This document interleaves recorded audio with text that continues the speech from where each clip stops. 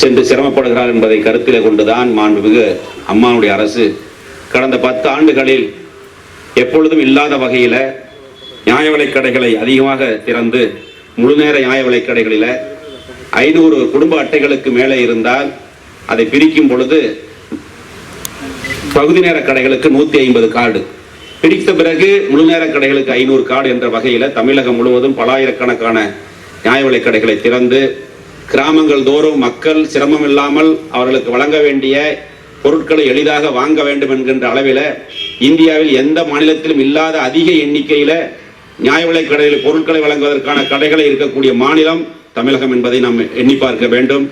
அது மட்டுமல்ல, இன்னும் கிராமப்புறங்களில் மக்கள் நெருக்கம் அதிகமாக இருக்கக்கூடிய கிராமப்புறங்களில் மக்கள் அதிக தூரம் சென்று பொருட்களை வாங்க சிரமப்படுகிறார்கள் என்பதை கருத்தில் கொண்டுதான் மாண்புமிகு தமிழகத்தினுடைய முதலமைச்சர் எடப்பாடியார் அவர்கள் நியாய விலைக் கடை நகரும் நியாய விலைக் கடைகளை அறிவித்திருக்கிறார்கள்.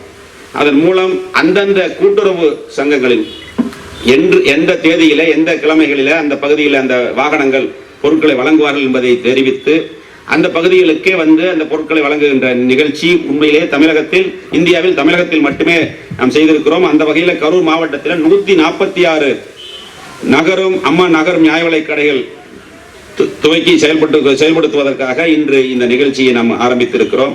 அது மட்டுமல்ல, நம்ம கரூர் மாவட்டத்தில் 384 முழுநேர நியாய விலைக் கடைகளும் பகுதி நேர கடைகள் நியாய விலைக் கடைகள் 203 மொத்தம் 587 கடைகள் மூலமாக 3,10,253 குடும்ப அட்டைதாரர்கள் பயன்பெறக்கூடிய வகையில் மாண்புமிகு அம்மாவுடைய அரசு சிறப்பாக செயல்பட்டு கொண்டிருக்கிறது. ஸ்மார்ட் கார்டு திட்டம் நீங்கள் எல்லாம் பார்த்துப்பீங்க. முன்னெல்லாம் ரேஷன் கார்டு வச்சிருப்போம், பேப்பர்ல இருக்கும், 5 வருஷம் இருக்கும்போது கார்டு கிழிஞ்சு போய். இப்போ அதுக்காகத்தான் ஸ்மார்ட் கார்டு திட்டத்தை கொண்டு வந்து தமிழகம் தான் கம்ப்யூட்டரைஸ் பண்ணி இன்னைக்கு ஸ்மார்ட் கார்டு திட்டம் சிறப்பாக செயல்படுத்தக்கூடிய மாநிலம் தமிழகம் என்பதை நீங்கள்லாம் நன்றியோடு எண்ணி பார்க்க வேண்டும். அந்த அளவிற்கு விவசாயிகளுடைய நலனுக்கும் பொதுமக்கள் ஏழை எளிய மக்களுடைய பாதுகாப்பின் கருத்தில் கொண்டு மாண்புமிகு தமிழகத்தினுடைய முதலமைச்சர் முன்னாள் முதலமைச்சர் இதயம் புரட்சி தலைவி அம்மா அவர்கள் கூட்டுறவே நாட்டுயிர்வு என்பதை கருத்தில் கொண்டு கூட்டுறவின் மூலமாக விவசாயிகளுக்கு எண்ணற்ற திட்டங்களை வழங்கி இருக்கிறோம். இதுவரை இல்லாத வகையில் கிட்டத்தட்ட மாநில அளவில் 11,000 கோடி ரூபாய் பயிர்க்கடன் மற்றும் இதர கடன்களை வழங்குவதற்கு உத்தரவிட்டிருக்கிறார்கள். அந்த வகையில் கரூர் மாவட்டத்தில் 317 கோடி ரூபாய்க்கான கடன் வழங்குவதற்கு அனுமதியை பெற்று இந்த கொரோனா காலத்திலும் விவசாயிகளுக்கு கடன் உதவிகளை வழங்க வேண்டும் என்கின்ற அடிப்படையில் இதுவரை 117 கோடி ரூபாய்க்கான கடன் வழங்கப்பட்டிருக்கிறது. இன்னும் 200 கோடி ரூபாய்க்கான கடன் வழங்குவதற்கான நடவடிக்கைகளை எடுத்திருக்கிறோம். அது மட்டுமல்ல, மொத்தம் உரம் 3600 மெட்ரிக் டன் உரம் 4 கிட்டத்தட்ட 5 கோடி ரூபாய்க்கான உரம் விதை மற்றும் விதை 18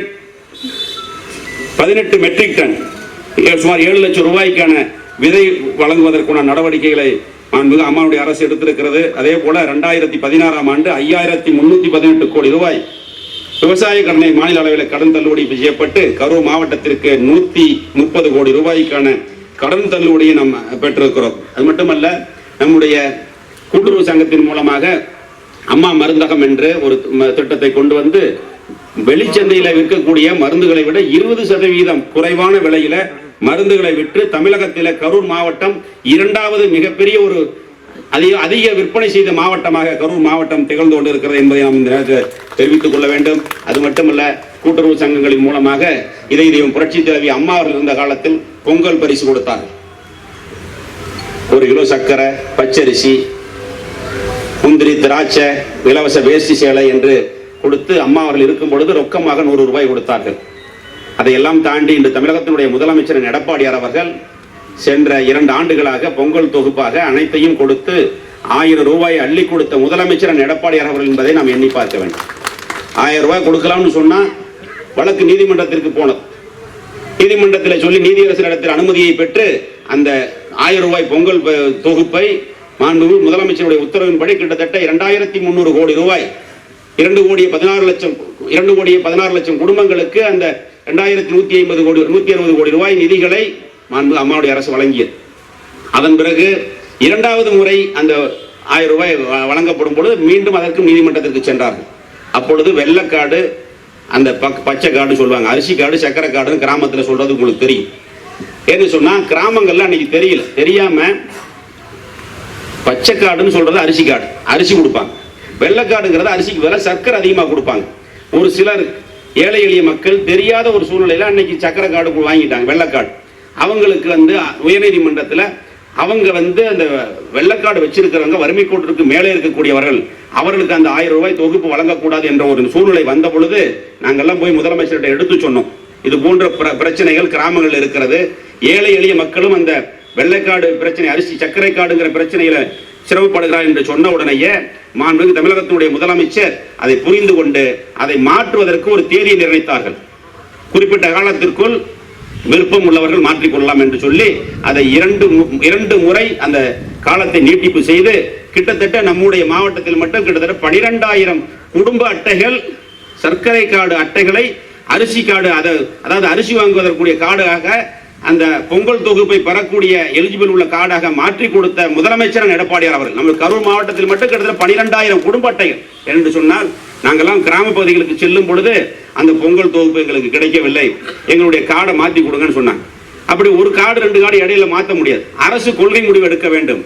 அரசு மாண்புமிகு முதலமைச்சர் அவர்கள் உத்தரவிட வேண்டும். இதையெல்லாம் மாண்புமிகு முதலமைச்சர் ஏழை எளிய மக்களுடைய சிரமங்களை புரிந்தவர் என்ற காரணத்தால் சொன்ன உடனேயே அதற்கு உண்டான பரிகாரத்தை தேட வேண்டும். அந்த பொங்கல் பரிசு அனைத்து மக்களுக்கும் சென்றடைய வேண்டும் என்ற உயர்ந்த எண்ணத்தில் 3 முறை அதற்கு உண்டான காலக்கெடுவில் நீடித்து கிட்டத்தட்ட நம்முடைய மாவட்டம் 4 சட்டமன்ற தொகுதிகளை கொண்ட சிறிய மாவட்டமாக இருந்தாலும் நம்முடைய மாவட்டத்தில் மட்டும் 12,000 குடும்ப அட்டைகளை மாற்றி இருக்கிறோம். இதில் எதற்காக சொல்லுகிறேன் என்று சொன்னால், மாண்புமிகு முதலமைச்சர் அவர்கள் ஒரு ஏழை விவசாய குடும்பத்தில் இருந்து வந்து இன்று தமிழகத்துடைய முதலமைச்சராக இருக்கிறார்.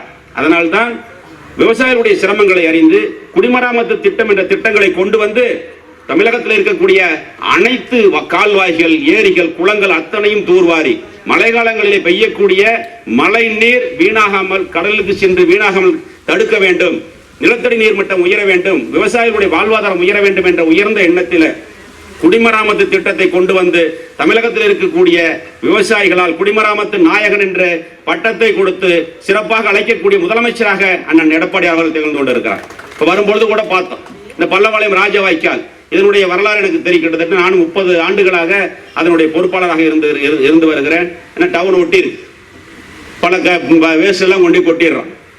6 மாசம் தண்ணி வருது, மற்ற மாசம் பூரா பில்லு முளைச்சு போயிடுது.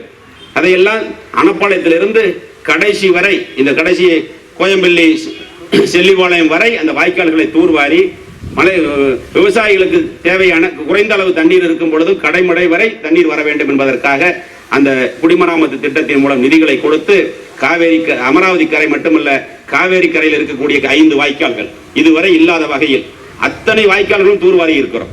அதே போல சோமூர் பகுதியில் இந்த பல்லவாளையம் ராஜ வாய்க்கால் கிட்டத்தட்ட 25-30 ஆண்டுகளுக்கு முன்னர் தூர்வாரிய அந்த வாய்க்கால்களும் இந்த முறை நான் தூர்வாரி கொடுத்திருக்கிறேன் என்பதை இந்த நேரத்தில் தெரிவித்துக் கொள்கிறேன். எந்த வாய்க்காலும் இல்லை, கேட்டதையெல்லாம் நாங்கள் செய்து கொடுத்திருக்கிறோம். அந்த அளவிற்கு மாண்புமிகு முதலமைச்சர் அவர்கள் என்ன திட்டங்களை கேட்டாலும் அதையும் கொடுத்து அந்த பகுதியினுடைய விவசாயிகளுக்கான திட்டங்களை கொடுத்திருக்கிறார்.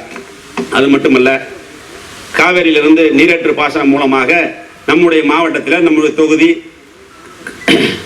இந்த காவேரி ஓரத்தில் இருக்கக்கூடிய பகுதிகளுக்கு அந்த நீரேற்று பாசனம் மூலமாக விவசாயம் செய்வதற்கு ஏதுவாக அந்த திட்டங்களை செயல்படுத்த வேண்டும் என்று கோரிக்கையை வைத்திருக்கிறேன். அதையும் நிறைவேற்றி தருவார் என்று எண்ணி அதற்குண்டான வேலைகளும் நடைபெற்றுக் கொண்டிருக்கு. உங்களுக்கு தெரியும், பஞ்சமாதேவியிலிருந்து வடக்கு போனீங்கன்னா கொஞ்சம் தூரம் காடுகளாக இருக்கு.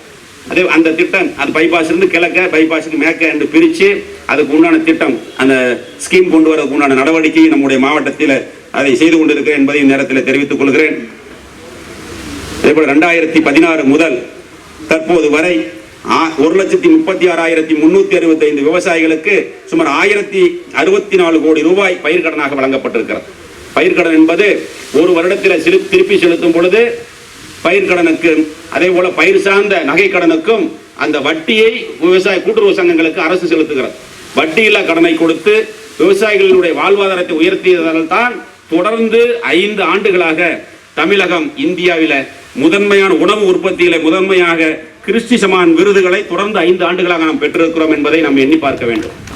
ஏனென்று சொன்னால், ஒரு காலத்தில் வறட்சி வருகிறது, ஒரு காலங்களில் புயல், மழை, வெள்ளம், பல பகுதி இயற்கை சீரழிவுகள் இருந்த பொழுதும் தண்ணீர் பற்றாக்குறை, கர்நாடகாவிலிருந்து பிரச்சனை, கேரளாவிலிருந்து பிரச்சனை, ஆந்திராவிலிருந்து முல்லை பெரியாறு பிரச்சனை கர்நாடகாவில் இருக்கிறது, கேரளாவில் இருக்கிறது, கர்நாடகாவில் காவிரி பிரச்சனை இருக்கிறது, பாலாறு பிரச்சனை ஆந்திராவில் இருக்கிறது. இதையெல்லாம் தாண்டி தமிழகம் தொடர்ந்து தேசிய அளவில் 5 முறை கிறிஸ்டி சமான் விருதுகளை தொடர்ந்து பெற்று சாதனை, சரித்திர சாதனை படைத்திருக்கிறது. இது அம்மாவுடைய அரசுடைய சாதனை என்பதை நேரத்தில் அன்போடு தெரிவித்துக் கொள்கிறேன். அதே போல வறட்சிக்கு நிவாரணம் கொடுத்த அரசு அம்மாவுடைய அரசு.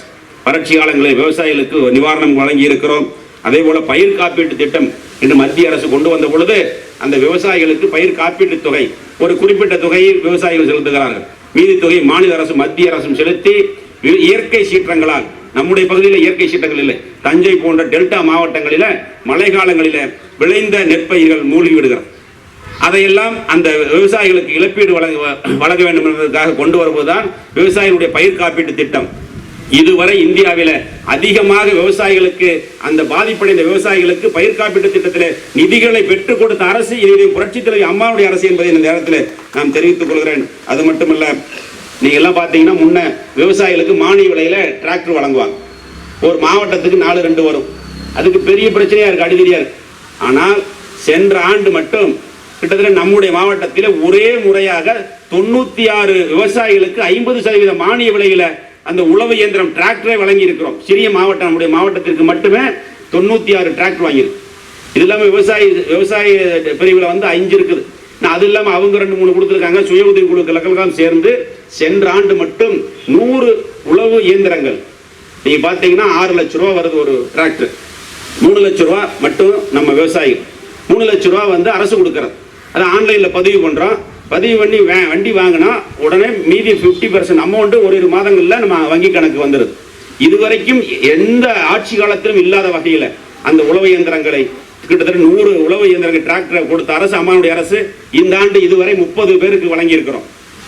இன்னும் அதிகமாக வேண்டும் என்ற கோரிக்கையை மாண்புமிகு முதலமைச்சரிடத்திலும் மாண்புமிகு விவசாயத்துறை அமைச்சரிடத்திலும் கோரிக்கையை வைத்திருக்கிறேன். வரும் காலங்களில் இன்னும் அதற்குண்டான அதிக ஒதுக்கீடுகளை நம்முடைய மாவட்டத்திற்கு தருவதாக உறுதியளித்து இருக்கிறார்கள் என்பதை நேரத்தில் அன்போடு தெரிவித்துக் கொண்டு, மாண்புமிகு அம்மாவுடைய அரசுதான் ஏழை எளிய விவசாயிகளுடைய வாழ்வாதாரத்திற்காக திட்டங்களை கொடுத்து அத்தனை திட்டங்களையும் செயல்படுத்தி இருக்கிறோம் என்பதை நேரத்தில் தெரிவித்துக் கொள்கிறேன். நியாயவிலைக்கடை சமாஜம் தான் உங்களுக்கு தெரியும். எல்லா ஊர்ல 2-3 ஊர் இருந்ததுன்னா ஒரு கடை இருக்கு, ஒரே கடை தான் இருக்கு. எல்லாரும் கேட்பாங்க, நம்ம எங்க ஊருக்கு கடை வேணும் அப்படின்னு பிரச்சனைகள் வரும். அந்த பிரச்சனையை தீர்ப்பதற்காக இந்த ஒரு அற்புதமான ஒரு திட்டத்தை செயல்படுத்துவதன் மூலமாக நம்முடைய மாவட்டத்தில் 146 நியாயவிலை கடைகள் பயன்பெறக்கூடிய குடும்ப அட்டைகள், 17,341 குடும்ப அட்டைதாரர்கள் அவர்கள் இருப்பிடத்திலேயே, அவர்கள் ஊரிலேயே ஒரு பொது இடத்தில் இந்த நியாயவிலை கடை மூலமாக அவருடைய பொருள்களை பெற்றுக்கொள்ளலாம் என்பதை நேரத்தில் அன்போடு தெரிவித்துக் கொண்டு, இந்த நிகழ்ச்சியை சிறப்பாக ஏற்பாடு செய்து கொடுத்த இந்த வங்கியுடைய அனைத்து நிர்வாகிகளுக்கும், பெரியவர்களுக்கும், விவசாயிகளுக்கும், பொதுமக்களுக்கும் நன்றி கூறி தமிழகம் தான் இன்றைக்கு கடந்த 5 ஆண்டுகளாக 10 லட்சத்திற்கும் மேற்பட்ட உணவு உற்பத்தி செய்கின்ற வகையிலே முதலிடத்தை பெற்று கிரீஸ் கர்மா விருதை பெற்றிருக்கின்ற சொன்னால் அதற்கு நம்முடைய அம்மாவுடைய அரசு எடுக்கின்ற நடவடிக்கை தான் காரணம். இன்றைக்கு அந்த வழியிலே தான் இன்றைக்கு ஆண்டு கொண்டு இருக்கின்ற நம்முடைய முதலமைச்சர் அவர்கள் 11,000 கோடி, சென்ற ஆண்டு 10,000 கோடி பயிர்க்கடனை கொடுத்தார்கள். இந்த ஆண்டு 11,000 கோடி பயிர்க்கடனை கொடுத்து இன்றைக்கு நம்ம எல்லாம் வாழ வைத்துக் கொண்டிருக்கின்றார்கள். அதிலும் நம்முடைய நான் சார்ந்திருக்கின்ற திருச்சிராப்பள்ளி மாவட்ட மத்திய கூட்டுறவு வங்கி சென்ற ஆண்டு 1030 கோடி ரூபாய் பயிர்க்கடனை அனுமதித்து 967 கோடி ரூபாய் இலக்கை எட்டி இந்த ஆண்டு மட்டும் நம்முடைய மாண்புமிகு முதலமைச்சர் அவர்கள் எங்களுடைய வங்கிக்கு 1130 கோடி ரூபாய் இன்றைக்கு பயிர்க்கடனை கொடுத்திருக்கின்றார்கள். 348 தொடக்க வேளாண்மை கூட்டுறவு சங்கத்திற்கு, அதாவது கரூர், திருச்சி, அரியலூர், பெரம்பலூர் 4 மாவட்டங்களில் 348 தொடக்க வேளாண்மை கூட்டு சங்கத்திற்கு 1130 கோடி ஒதுக்கி இருக்கின்றார்கள். ஆக அந்த வகையிலே நம்முடைய மாண்புமிகு போக்குவரத்துறை அமைச்சர் அவர்கள் இங்கு அம்மாவால் அடையாளம் காட்டப்பட்டு இன்றைக்கு போக்குவரத்துறை அமைச்சராக பொறுப்பேற்றதுக்கு பின்னாலே தான் அவருடைய வழிகாட்டுதலோடு இன்றைக்கு கரூர் மாவட்டத்தில் இருக்கின்ற 84 தொடக்க வேளாண்மை கூட்டுறவு சங்கத்திலும் கடந்த 10-15 ஆண்டுகள் இல்லாத வகையிலே கடந்த நாங்கள் எல்லாம் பொறுப்பேற்று ஒற்றையாண்டு காலத்திலே அதை இரட்டிப்பாக செய்திருக்கின்றோம் என்று சொன்னால் அது மிகையாகாது. ஆக நம்முடைய போக்குவரத்துறை அமைச்சருடைய வழிகாட்டுதலோடு இன்றைக்கு பஞ்சபாய தொடக்க வேளாண்மை கூட்டுறவு சங்கம் இன்றைய தினம் 8,91,00,000 இன்றைக்கு அதை இன்றைக்கு இலக்கை எட்டி இருக்கிறது. இந்த ஆண்டுக்கு 5,60,00,000 இலக்கு நிர்ணயிக்கப்பட்டு அது 5,30,00,000 இன்றைக்கு அதை பூர்த்தி செய்திருக்கின்றோம். கடந்த ஒரு வார காலத்திற்கு முன்னாலே 3 கோடி ரூபாய் பயிர்க்கடன் வேண்டும், அதிகமாக வேண்டும் என்று கேட்டார்கள். அதையும் நாங்கள் அனுமதித்து நேற்று தினம் அதை ஆர்டரை பெற்றுக் கொடுத்திருக்கின்றோம்.